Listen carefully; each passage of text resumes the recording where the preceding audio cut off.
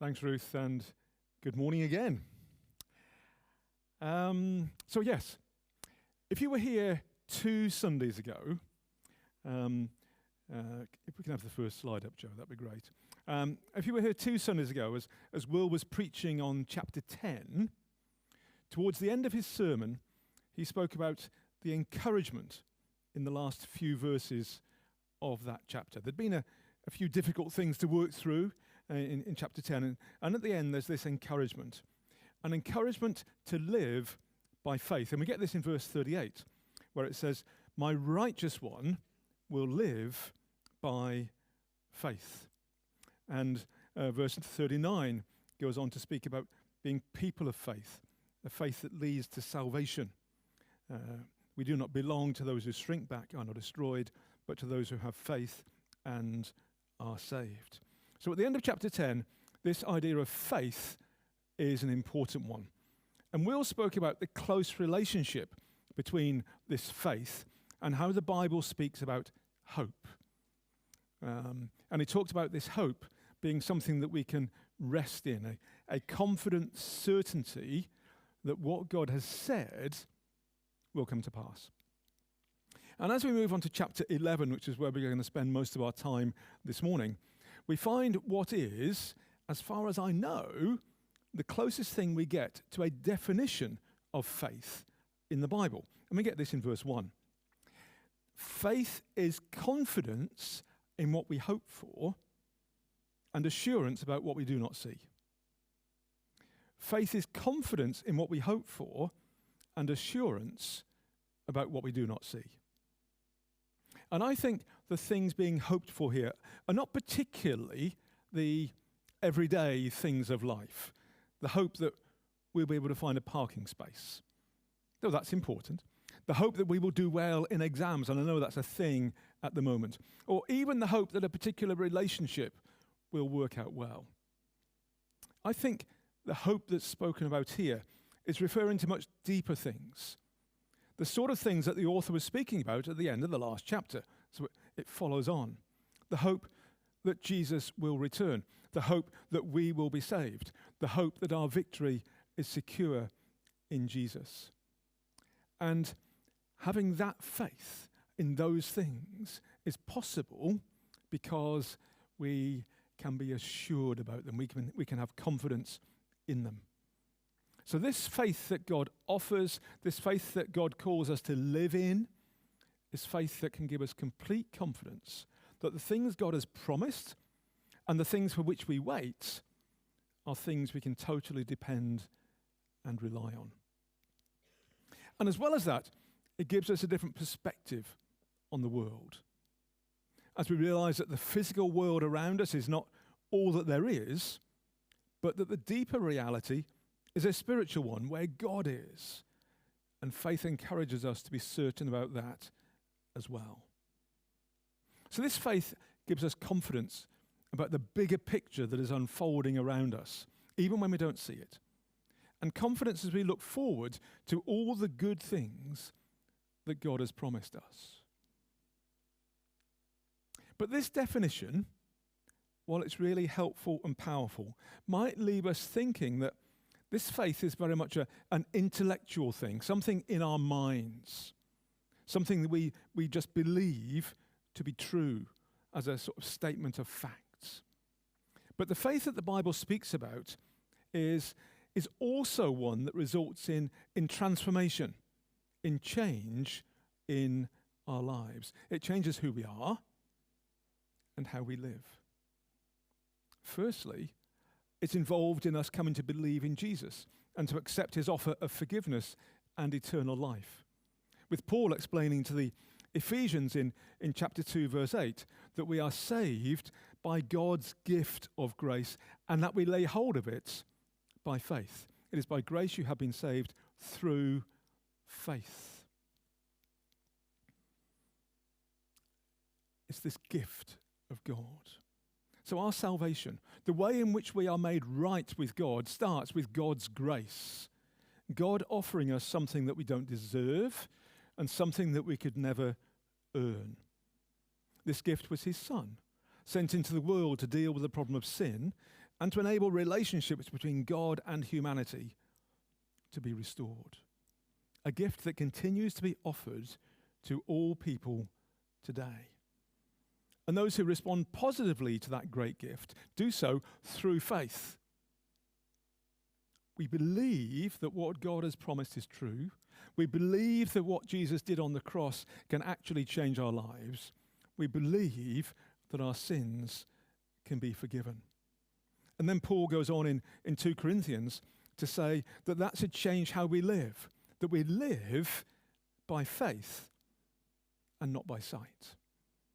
So we take our eyes away from the things that we see around us, and we lift our eyes to God and all that he has promised.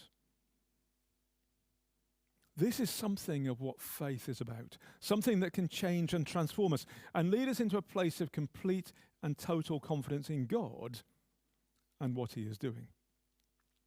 And in Hebrews 11, which we're going to go back to, the chapter is mainly made up of the telling of stories about people of faith in the shared history of the author and his hearers. So he's looking back into what happened in the lives of the people of Israel, his ancestors, the ancestors, we believe, of the people that he was writing to, and says, do you remember what this person did, what that person was able to do, what they experienced, and how they had faith? And in verse 2, we see that this is what the ancients were commended for. My grandchildren tell me I'm getting ancient. And they're probably true, but that's okay. But that's not that's not the idea here. This is people who lived a long time ago. This is what they were commended for. They were commended for this faith, having confidence in what they hoped for and assurances in what they did not see. And this whole chapter is pretty much given over to those stories. But before we get to those stories, we're encouraged briefly to think about something completely different. And we get this in verse 3. Something else that the author claims that we believe through faith. By faith, he says, we understand that the universe was formed at God's command, so that what is seen, was not made out of what was visible. And so before we look at the stories of particular faith-filled individuals, we're taken back to the foundational belief in a creator God. And this is not intended to be a science class that the author is writing. It's simply about a statement of where everything came from. That it all started with an eternal God with the power to bring the entire universe, all 12.8 billion light years of it, or whatever it is. Thanks for that stat this morning, Ruth, that was really helpful. This massive universe in which we live all started with an eternal God with the power to bring it into existence, choosing to do so. God didn't have to do it, but he chose to do it. And from that creative act, we get the wonderful creation that we live in and enjoy, yes, even including eclipses, whether we get interested in them or not, and everything that exists in the physical world, even ourselves. This is a big and powerful statement that grounds everything that is going to come in its context. God is. God is all-powerful. God created. God calls his people to live in relationship with him. And because of that, we can live lives of faith and assured hope. And so from that basis, the author moves on to speak about particular individuals who really demonstrated this life-changing faith in their lives. We are not going to look at all of them this morning. We don't have time to do that. But please take time to read slowly through Hebrews chapter 11 and reflect on these amazing stories and think about the reality that this creative and all-powerful God is the same one that we have faith in today. Verse 8 speaks about a person called Abraham. By faith, Abraham, when called to go to a place he would later receive as his inheritance, obeyed and went, even though he did not know where he was going. Abraham was recognized as one of the great people of faith in the Bible. And verse 8 refers to that by looking back on the time when God broke into his life, interrupted his plans, and said, I have something different for you. I want you to leave everything that you know. I want you to leave your extended family, and I want you to go into a new and a different country, a country you don't know anything about, but a country that I am going to give you. You can read this story in Genesis chapter 12. Abraham did not know the destination. He did not know how long it would take to get there. He did not know what it would cost him and his family. He didn't know any of those things. But he did know that God had said he would bless him and make him and his descendants into a great nation. And so, in faith, he left in obedience to God's call. He did not see all the promises that God had given come to fruition. They happened a long way, and in some cases, a very long way down the line. But he had faith, and he responded, and he went. Joseph in verse 22. By faith, Joseph, when his end was near, he was just about to die, spoke about the exodus of the Israelites from Egypt and gave instructions concerning the burial of his bones. We've jumped a few hundred years. Joseph was one of Abraham's great grandsons. He had 12. We had more than that, but in this particular family there were 12. Joseph was coming to the end of his life. He and the rest of the clan at the time, about 70 or so people, was living in Egypt. And Joseph was looking forward to a time when the descendants of Abraham would leave Egypt and go back to the land that God had promised to their great-grandfather. And he wanted his remains to be taken and buried in that land. He knew he would not see that come into fruition. He knew it was going to happen after he had died, but he still had faith that it would happen, that God's promises to Abraham would be carried out, and so he wanted to be part of that journey. And as it turns out, that event, the people leaving Egypt, was not going to happen for about 400 years, but Joseph was so confident that God would deliver on his promises that he spoke about it from a place of faith. And we find out towards the end of Joshua, so this is 5 or 6 books later, towards the end of that, in verse 32 of chapter 24, Joseph's bones, which the Israelites had brought up from Egypt, were buried at Shechem in the tract of land that Jacob bought for 100 pieces of silver. His faith was vindicated. The story continues with a gentleman called Moses, who, when he had grown up, refused to be known as the son of Pharaoh's daughter. He chose to be ill-treated along with the people of God, who were slaves by then, rather than to enjoy the fleeting pleasures of sin. He regarded disgrace for the sake of Christ as of greater value than the treasures of Egypt, because he was looking ahead to his reward. Moses was born into a Hebrew family. He was brought up in the Egyptian palace.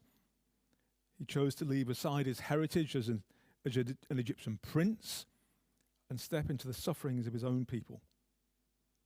And he did that because he recognized that the blessings that God had in store for them were of much greater value than what Egypt could offer. And sometimes I think that can be a challenge for us as we are tempted to seek the pleasures that are around us, even when we know they're not good for us, instead of resting in the promises that God has given to his people of blessing and richness of life in Jesus. The stories continue, but the author does get to a point where he runs out of time or parchment to continue recounting these stories. And so in verses 32 to 34, he just tries to summarize some of them. It's a bit difficult to read, I know, on the screen, but do have a look when you get home. What more shall I say? I do not have time to tell about Gideon and Barak and Samson and Jephthah and David and Samuel and the prophets, who through faith conquered kingdoms, administered justice, gained what was promised, who shut the mouths of lions, quenched the fury of the flames, escaped the edge of the sword, whose weakness was turned to strength, and who became powerful in battle and routed foreign armies. Each person, Gideon, Barak, Samson, and so on, mentioned are of real significance in the history of God's people. Some with really positive stories. Others, they didn't really live up to what was expected of them. But each one, at different times, chose to trust in God's promises and saw God acting powerfully for them and through them. But this is not the whole story. The story is not of complete success. It is also a story of suffering. And this, for me, is one of the most important and powerful things that this chapter tells us. And this is introduced in verse 35 and 36. Others were tortured, refusing to be released so that they might gain an even better resurrection. Some faced jeers and flogging, and even chains and imprisonment. And the following verses tell similar stories of suffering and persecution and being killed for what they believe. And we know that the same is true today in different parts of our world. And these verses, these stories, remind me that it's not only those who are on top of life and having a wonderful time. It's not only those people who can have faith, but it is also available for those who are really struggling in life, who seem to have so many things going against them, who are oppressed and held down by others. Faith is not about living a successful life, but it is about living a life where we trust and rest in our Creator God, our Heavenly Father, whatever is going on around us. So whether you're on that mountaintop enjoying life with God in a wonderful way, or whether you're down in a valley and really struggling and life is hard, let's be encouraged that God is on that journey with us, and we can continue to have faith in Him. Because whether the people in the stories were successful or not, God was pleased with them because of their faith. And we see this in verse 39 and 40. But we also see something else. These were all commended for their faith, yet not one of them received what had been promised, since God had planned something better for us, so that only together with us would they be made perfect. Yes, they were commended for living in faith according to what God had said to them. But they were left waiting for something that had not yet happened. And this is where we, along with the people that the author was writing to originally, where we enter directly into that story as we too wait in faith for all the blessings that God has promised to be fulfilled. And unsurprisingly, as we leave chapter 11 and move into chapter 12, the beginning of chapter 12 tells us that the way to be part of this story is through a focus on Jesus. And to help us understand that, the author encourages us to practice ourselves in an athletics stadium, preparing to run a race.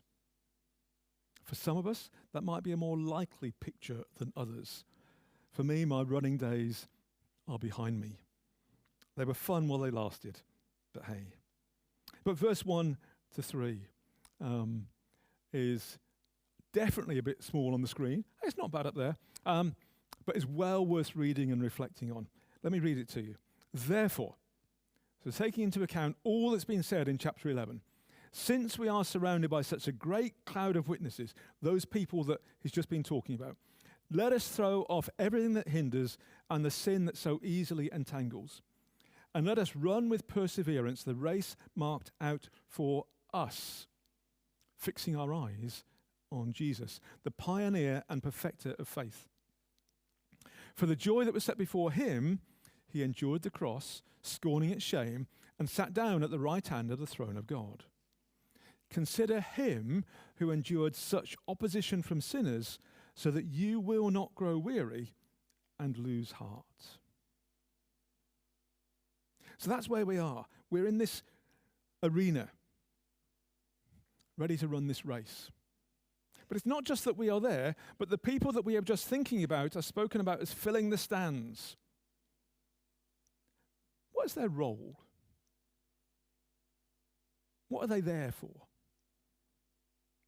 We're not told, but we can speculate. Is it to see how we get on? Is it to compare our situation with theirs? Is it to rank our achievements with theirs? Is it to recognize similar obstacles that they had to contend with? It's not clear. But if you were getting ready to run the 1,500 meters with some of the great middle distance runners of all time watching you, I'd guess you want to put on your best performance to do the very best you could. And it would be no good turning to those great middle distance runners and asking them to take our place and run for us. They have run their races, and it is now our turn.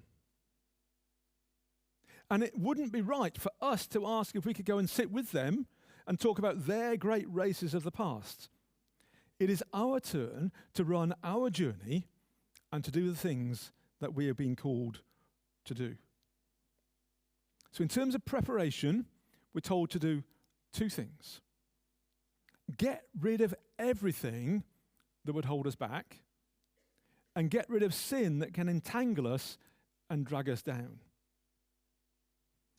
Many, many years ago, how many years ago? 25-ish years ago, I was preaching on this passage in Albania.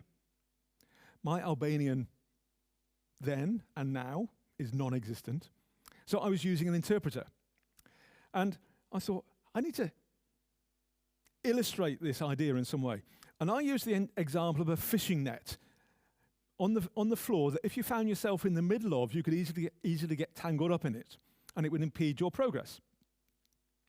This illustration did not work, as the interpreter had no idea of what a fishing net was. And so we spent a few minutes talking among ourselves, trying to work out another example, while everybody else was sitting wondering what on earth was going on. But at least we don't have to worry about interpreters here this morning. And I assume you know what a fishing net is. So, the point is clear. There are things in our lives that can hold us back. And we can get so tangled up in sin that we don't know which way is up. In those situations, we can never accomplish our best. We will always fall short of those who have gone before. And so it is important to get rid of things in our lives which would keep us from following what God is calling us to do. But while all of that is true, and getting rid of weight is important before we start the race, what is important once we have started is that we keep our eyes fixed on Jesus. We're not looking down, we're not looking to the side, we're not looking backwards to see how far we've come or where our nearest rival is. We're not even looking up at the stands and thinking about those people who've gone before us. We're looking at Jesus because he is the one who really matters. These great examples of faith from the Old Testament did not start our faith. They experienced faith in God. Jesus is the one who gave us our faith. He's the author of our faith. He was the first to demonstrate it, the only one to demonstrate it completely, the only example to follow. And suddenly everything else fades away, and we experience tunnel vision, where the only focus of our gaze is Jesus, and we are totally fixing ourselves on him. And we are reminded of what Jesus did as an example, a stimulus, an encouragement. And in verse 2, we are told 4 things about Jesus. He knew that a wonderful future was in store for him. He knew that a really deep joy was waiting for him. Because of that, he was able to endure the cross, that unique burden that only he could carry, the reason that he came into the world. And even though that carried a real sense of shame and humiliation, he ignored that because of what it was going to achieve. And he has entered into his reward after achieving what he had been sent to do. And these 4 things combine to act as a wonderful example for us. We have a wonderful future in store. We are called to carry burdens for God, which sometimes may be difficult and where we suffer for doing so. But a time will come when they will be over and we can receive our reward just as those old-time people of faith did and just as Jesus did. And according to verse 3, considering him will enable us to keep going and to not give up. People talk about their heroes whose example encourages them and enables them to achieve great things. How much more should the example of Jesus encourage us to keep moving through the challenges and difficulties of this life as we seek to live for him? And so throughout our entire journey, from this moment, actually from the moment we came to know him and to start walking with him, but we can't go back. From this moment until the time we are welcomed into God's presence, we are called to consider Jesus, to fix our gaze on him, to focus on him. What do you see when you consider Jesus? When you allow yourself to fasten your gaze upon him without any distraction at all. Who is Jesus to you? What is he calling you to do? What faith is he giving you for a particular task? And what are you going to do in response to that? I'll leave you to think about that for a moment, and then Rachel is going to come and lead us in one last song.